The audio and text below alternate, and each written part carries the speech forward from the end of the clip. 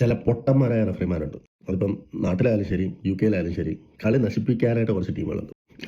ഈ സീസണിലെ ഏറ്റവും പുതിയൊരു റൂൾ അപ്ഡേറ്റ്, ഗോൾ കീപ്പർമാർ 8 സെക്കൻഡിന് മുമ്പ് ബോൾ റിലീസ് ചെയ്യണം. അപ്പോൾ ഇന്നലെ നടന്ന മാച്ചിലുണ്ടായ ഒരു പ്രശ്നം എന്താണെന്ന് വെച്ചാൽ, ഒരു കോർണർ കിക്ക് നമ്മളുടെ ടീം അറ്റാക്ക് ചെയ്യാൻ പോയി. അപ്പോൾ ഒരു കൗണ്ടർ തിരിച്ചു വന്നു. ഈ കൗണ്ടർ നമ്മൾ കുറച്ച് ഡിലേ ചെയ്തു. അപ്പോഴത്തേക്കും ആ ഹാഫിൽ നിന്ന് നമ്മളുടെ ഡിഫൻഡേഴ്സും മിഡ്ഫീൽഡേഴ്സും എല്ലാം അത്രയും ഓടി നമ്മളുടെ പെനാൽറ്റി ബോക്സിലെത്തി. ആൻഡ് ഞാൻ ആ ബോൾ ഡൈവ് ചെയ്ത് കളക്ട് ചെയ്തു. ഫ്ലോറിൽ കിടക്കുകയാണ്. അപ്പം ബോൾ പിടിച്ചപ്പോൾ തൊട്ട് താഴെ കിടക്കുകയാണ്. ബോൾ പിടിച്ചപ്പോൾ തൊട്ട് ഈ പൊട്ടൻ റഫറി കൗണ്ട് ചെയ്യാൻ തുടങ്ങി. എന്താ പറ്റിയെന്ന് പറഞ്ഞു കഴിഞ്ഞാൽ, സാധാരണ നമ്മൾ ബോൾ ഹോൾഡ് ചെയ്ത് നമ്മുടെ ഡിഫൻഡേഴ്സ് എല്ലാം തിരിച്ച് അവരുടെ പൊസിഷനിൽ പോയി സെറ്റ് ആയതിനു ശേഷമാണ് നമ്മൾ ബോൾ റിലീസ് ചെയ്യുന്നത്. അപ്പോൾ ഇങ്ങനത്തെ ഉള്ള അവസ്ഥയിൽ എന്താ പറ്റുന്നതെന്ന് പറഞ്ഞാൽ, നമ്മുടെ ഡിഫൻഡേഴ്സിന് പ്രോപ്പറായിട്ട് സെറ്റ് ചെയ്യാൻ പോലുള്ള സമയം നമ്മൾ ഫോഴ്സ് ചെയ്ത് ബോൾ റിലീസ് ചെയ്യേണ്ടി വന്നു.